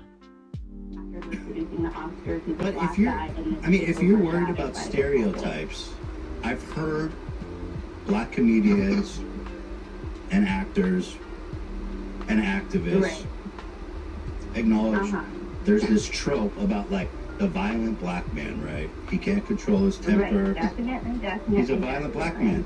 And it's that they say that this is a harmful stereotype.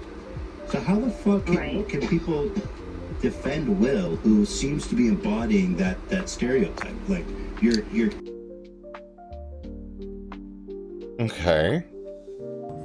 Florentine, this is city. It looks so fucked. Yeah. It's an expensive, nice neighborhood. Well, it's not nice. It's run down and gross, but it's like in Tel Aviv, so it's expensive. And there's so much power lines. Yeah, it looks You can't even see the sky. It's like horrific. That's so bizarre. He's this crazy Let me pull up a picture. Comedian. It's in one of our old vlogs, but I wouldn't know. Israel. Power lines.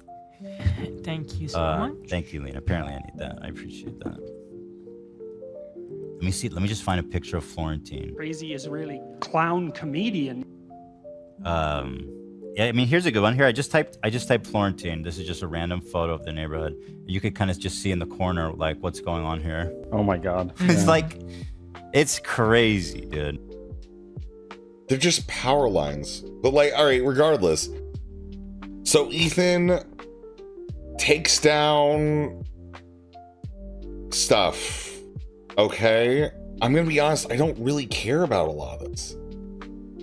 This clip, Hila admitted to texting while driving, was live streamed 2 weeks after H3 announced her third pregnancy. when she says she got in a car accident. The good insight you provided. Yeah, I was glad that my comment made it through because I was listening and I wanted to go live chat and I was driving. Don't tell anybody, but the chat wasn't. You just told everybody. The chat was off. No, I What? didn't. I didn't say anything. Who doesn't use their... Yeah, so they cut out her admitting to a crime. Okay. Dude, like, a lot of this stuff is just, like, so, like... I'm sorry. Like, texting and driving is bad. You know, soy point R, okay? Texting and driving is bad. I'm gonna be honest, man. Like, I'm not gonna... Yeah, like... I had a Ricola. Oh. And She said she specifically didn't. Yeah, that's the other part of it, grabbed too. it, and I just got another one. What? Wait.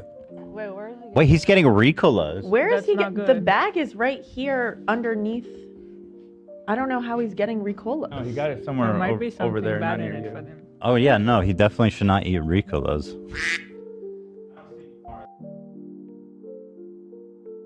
Yeah, the dog got into some food. Oh my god. Okay, dude. Oh my god. Bro, I hate H3 Snark. H3 Snark make mountains out of molehills 99% of the time. That's why, like, seeing this post, looking over it for a little bit was crazy, because I'm like, oh, there's something actually here? Wow, amazing. Anyways, Ethan threatened to sue Reddit over... this means footage of H3's opinions conduct during live broadcasts sometimes cannot be embedded or linked with a timestamp, making clips of publicly available non-members H3 content the only way to ensure the public footage remains publicly accessible and viewable for critical commentary. None of those are critical. I mean, I guess, like, they're critiques, but I don't know, man. That's just... Yeah. I feel like you should have found better things, right? Ethan threatened to sue Reddit over this subreddit repeatedly. At first, he said on air that his lawyer said that suing Reddit would be pointless, but it didn't stop him from wondering whether the literal FBI could somehow help him get this sub shut down. Despite he saying he's against Snark Sub, Ethan threatened to create a sub dedicated to snarking on Reddit executives. They didn't permaban Snark, and even made up a conspiracy theory that a specific Reddit admin is the reason we are still up and running. All right. There is one admin called Quiet Fairy, okay, who has blocked us, punished us, and stopped us at every turn. Oh, so these are just like Reddit posts then. What is this one? Ethan threatened to sue repeatedly. Okay.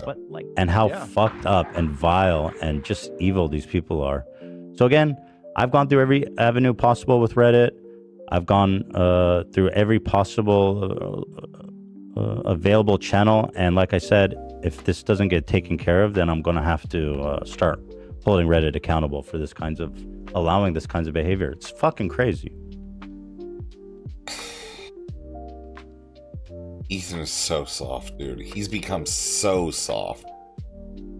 It's like, you know what sucks?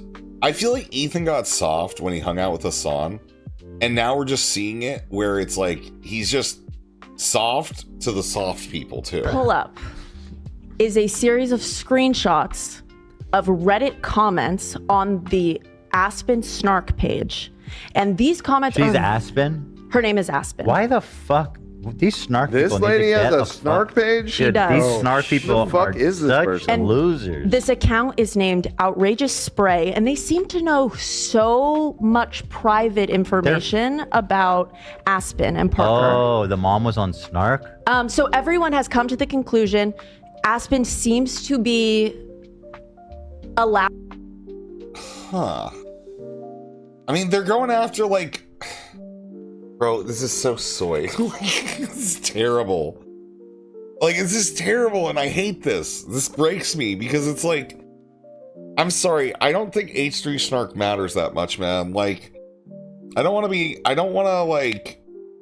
chop it down. I don't want to, like, shit on them, but, like... I do. Okay, that's actually why I followed originally, right?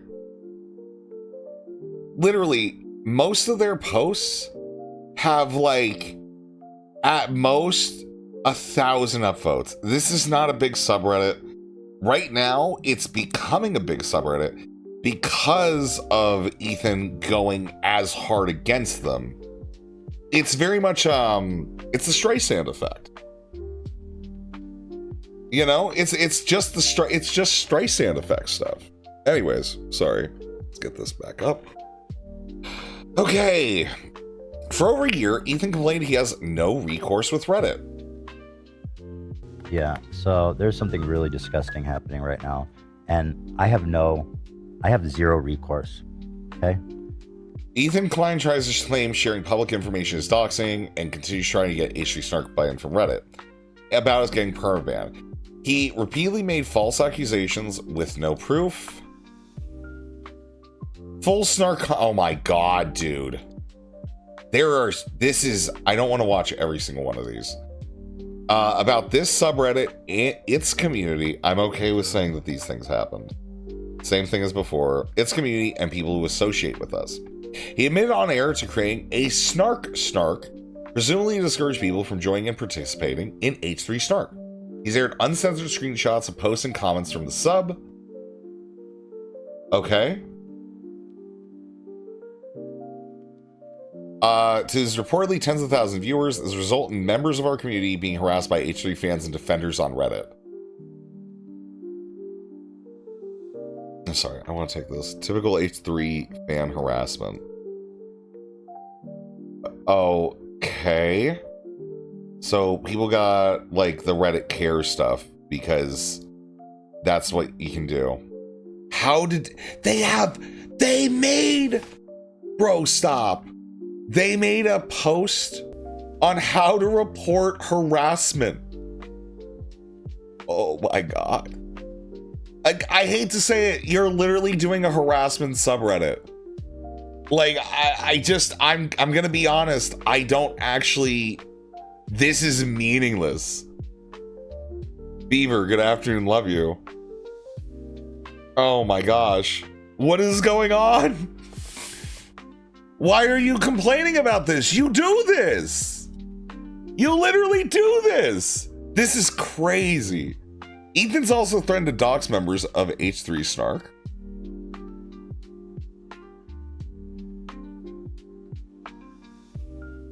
Oh, and since we're exposing people, shout out to this. I don't know if I should do this or not. I feel like I really want to. You know what I'm talking about, right, Dan? Sorry, Dan is talking on the side. Yeah, sorry. What did you say? I really want to expose this person, but I don't know if I should. Because... Expose this person? Uh-oh. The what are you talking snarker. about? The snarker thing. Oh. I really want to because I hate these people. They're just the worst people in the world. But I mean, I've always wondered, like, what do these people look like?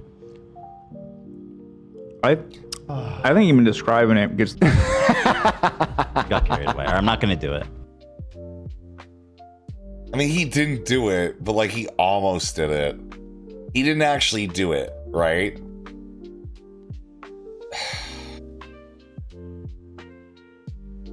He's even joked about doxing people and having an anthrax hookup. Horrible shit. Like, oh, Scott's the worst co-host in the world. I'm like, who said that? And then it's like his name is with no profile and it's ZZXX4. It's like, it's not even your name. You're not even like real to me. Right. So, but you're allowed to say things about people. I think we need their address. That would be, I want to do kind of like a, you know, when that guy goes into the house with the pedophiles and he's like, have a seat. I want to find the IP address of these people and then and then just like, have a seat. You said this to me on this. Like, you would never say that to me in person. I have an anthrax hookup. Yeah, this is a little deranged. You know, okay. I don't think I've ever, like, threatened you guys with, like, anthrax or violence, right? Right? Definitely not anthrax. I tell you guys about the cupboard and throwing you in the cupboard when you're bad, but, like, I just tell you I hate you. I don't even think I've said, I hope you die. I don't think I've actually said that. Okay, Head Poncho, good afternoon, love you. It's not my birthday. I don't think I've done that, DJ. You called me a bitch a couple of times. Okay, Commodore, good afternoon, love you. Yeah. Yeah, I try not to threaten violence. Like, the worst you're gonna get is like a consider Sylvia Plath sort of thing, right? Maybe the comedian was making a joke. Maybe. It's still like not. I feel. I have a friend who got banned for terroristic threats before. I'm going to just be honest. I feel like you kind of got to err on the side of extreme caution with anthrax jokes. Ryan, good afternoon. Love you. You know what I mean? It's like it is a joke. I get that. I just think that it's better practice to obscure it a little bit further. So that way people know that you're going to like some exasperatory lengths, that then it becomes the joke that you're trying to obscure it in the first place. You know what I mean? Yeah. Okay. He recently combed through the profile of a user, criticized him on a different subreddit live on air. Okay. Look at this. There's a subreddit. It's like basically just an H3 snark subreddit. This post. How long is this one? From 8 hours ago. Has 2,100 likes. It is a screenshot from the recent Ethan Klein video I made about the anti-Semitic streamer. And it's titled, Ethan Klein revealed he had folders of evidence and TOS violations for people he didn't like, such as Ludwig, Denims, and Sanchovies. And this is literally all there is. I'm just going to be honest. I don't know if I actually give a shit to begin with, right? About this, like, he's like this part. He combed through the profile of a user, criticizes them because he suspected they were a snarker. They were not. Right? Like, I'm going to be honest. I think if you make public statements, if they're comments on Reddit, they're comments on Facebook. Yeah, man, that's kind of your thing. You know, you kind of got to live with that, right? Ethan criticizes creator Comrade Casey for posting to H3 Snark. Also, the writer-editor at North Star Radio created the video, Why Leftovers Will Never Return. Scumbag genocide, denying IDF simp, Israel defender, amongst many other parasocial insane things. Sorry. I made an Imager album of his H3 Snark posts in chronological order and sprinkled in a few of his cringy main subreddit posts too, along with it. Let me open this now. Once again, I have a policy. Cameron Casey made a literal video about this guy. This is him just bringing up all the stuff the guy said. Why? If you criticize me, I'll send my audience after you. That's just what happens. What is he gonna do? Not respond? Just let you talk shit? Cope and seethe, brother. Like, cope and fucking seethe, man. If you're gonna post... Oh my god, I hate everybody involved in this. Never mind, okay. Snark with your face, I'd like to know who you are. Because fuck you. And guess what? As I say, fuck you in this life and the next, and fuck the womb you came out of and all that shit. Comrade Casey, you bitch-ass weirdo. You look like a weirdo. And I don't hate mustaches, but man, that's a weirdo mustache. And I'm going to prove it to you guys. So, and you know, this guy was apparently a big... He doxed him? How did he dox him? Did he just show his Twitter that has the guy's face on it? He showed his public social media? That's not doxing.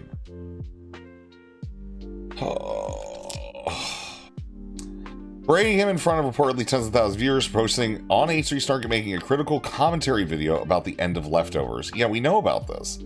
His long rants about North Star Radio prompted brigaders to harass North Star Radio on YouTube and other social media sites. Other commentary creators said they would avoid talking about H3 Ethan because of the harassment they've received from H3 fans. What other commentary creators? Mika's Rarick just posted a YouTube video, a nuanced conversation on H3 and public perception. Oh, and this is going to come up in the next part. Okay. Who the fuck is this? I've never heard of this person in my life. In my life, never heard of this person.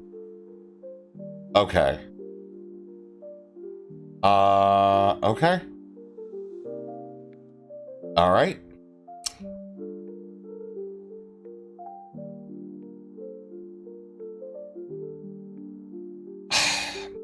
This behavior isn't new from Ethan. After all, he encouraged the same type of behavior towards Trisha Paytas after Frenemies, and is currently doing the same to Hassan Piker, as well as smaller creators who have criticized him. This is brain dead. Any sufficiently large... Mr. Girl proved this with the Destiny report, right?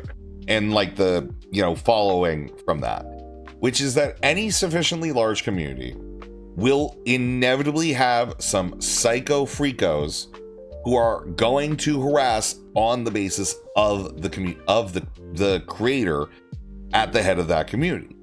It depends what size it is, right? And Mr. Girl's size, he had a few. All right. A Destiny at his size has quite a few more. Right? This is what happens with everybody, because you're going to have a bunch of crazies, and it's kind of hard to filter out when they can just sit in a chat and send you money and you don't ever talk to them in the first place.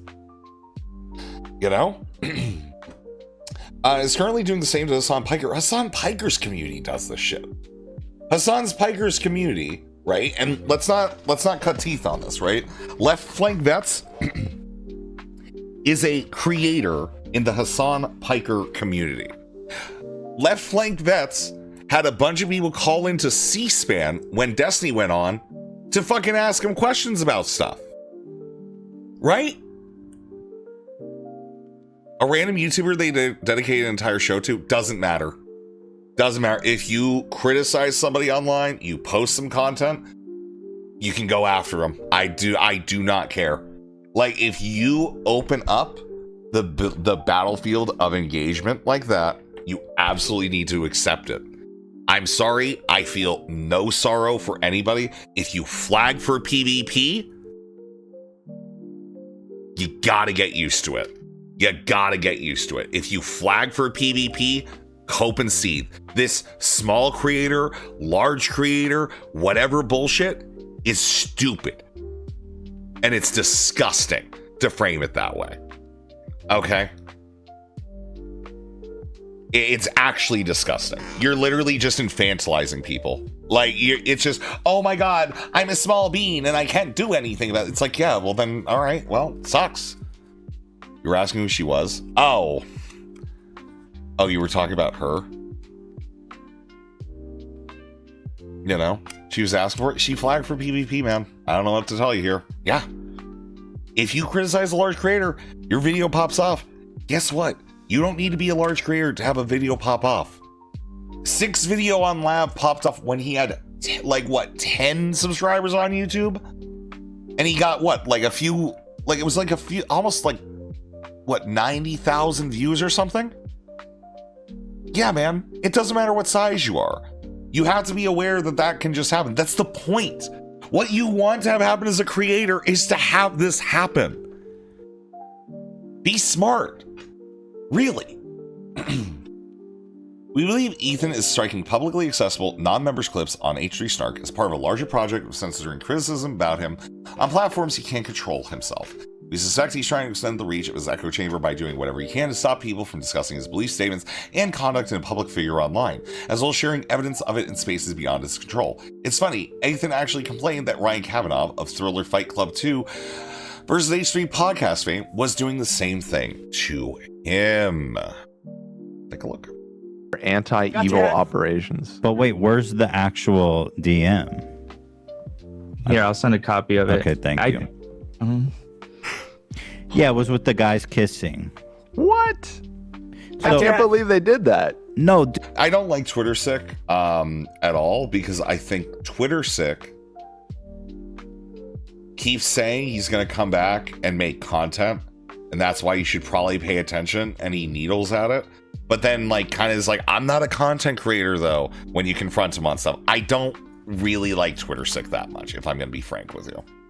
Dude, Triller is... Big things coming. Always coming. It's like super shady, super shameless, So the story goes, someone posted this. Thank you, AB. This is a DM, allegedly. I mean, it looks legit.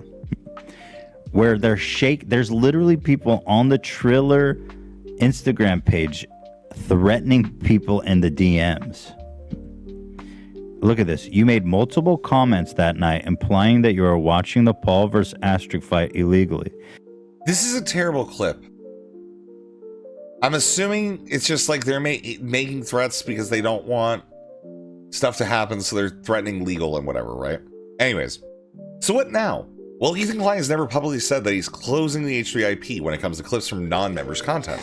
We know he hasn't done this because there are still multiple H3 clip channels operating on YouTube, and H3 clips are still shared on other sites like Instagram, TikTok, and even other subreddits, seemingly without issue.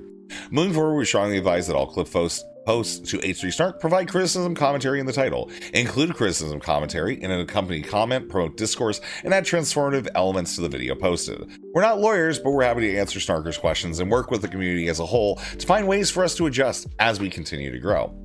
I ain't reading all that, TLDR. Ethan Klein, a name once associated with free speech and fair use across the internet, has tasked his lawyer, who was involved in his landmark fair use case against Matt Haas, with issuing abusive DMCA takedowns on clips posted to H3 Snark. Despite opening up the H3 IP to clips, so long as the clips are of non-members only content, Ethan H3 TEI has been filing strikes against this sub, something he said he would not do. We believe he's striking clips on our sub to try and get us to shut down so he can further censor criticism about himself and the H3 podcast / show. As a community made up of largely foreign fans who left due to Ethan's own conduct, we are appalled and disappointed, albeit unsurprised, and to see him resort to the very conduct he fought against early on in his career and more recently in his lawsuit with Twitter. The H3 Snark mod team would like to thank everyone for their transparency, honesty, and trust as we navigate this chapter of our subreddit's short but dramatic history. Thank you for all you do to make this place a space where we can share criticism, comment on, and otherwise express our thoughts and opinions on H3, Ethan, Hila, the H3 crew, and their related parties with respect and even compassion. Feel free to discuss in the comments below. So, yeah. Ethan's suing Reddit. I guess. Maybe. Possibly. False DMCA takedowns. This is kind of a big deal. Because Ethan has been this character for a very, very, very long time who kind of stood on the like ultra open free speech, you know, against like all sorts of intellectual property. And it's kind of crazy that now he's, you know, going hard on, you know, a Target Reddit. This is like if food shops like filed suit against Queeman. Okay? When it's like, you know, again, it's just there are gonna be people out there that criticize you. The Snarkers are assholes. I want to be clear. They make a lot of arguments I couldn't even bother to make. But me personally, I take heavy grievance with what Ethan's doing here. Whether he's legally in the right or not, this is going to create a system that is bad for all of us. In fact, is most likely bad for Ethan. If for any reason he ever uses a clip that isn't publicly accessible, right? You know? It's just, it's kind of crazy. Just sue the internet at that point. Says exactly. It's like some nebulous impossibility. And mind you, this is on like the eaves, right? You know, there's some scuttlebutt going around that Ethan and his long-awaited Hassan hit piece is currently at 40 minutes. And part 1 is going to be done within the next 2 weeks, right? Unironically, it's extremely rough that you're gonna start snarking on people while getting mad about people snarking on you. It's kind of fucking pathetic. Right? It's kind of pathetic. This sort of behavior online is pathetic. If you can't handle criticism, go offline. Turn off the computer. Take a nap. Wake up. Have a bowl of cereal. And get a job. Just go outside. Do something. A lot of people aren't meant for the internet. The internet is a new invention for a lot of folks that obviously they can't handle. And I feel good for Ethan's lawyer because that guy's going to be raking in some money with this. But overall, I think this whole situation from Ethan is extremely hypocritical. But that's where we're at with it so far. I'm going to be covering this with great intent because I actually really like looking at copyright law. I think it's super interesting stuff. So if you want to see more of it, remember to like and subscribe because we are going to do more of it. Not even because I don't even hate Ethan.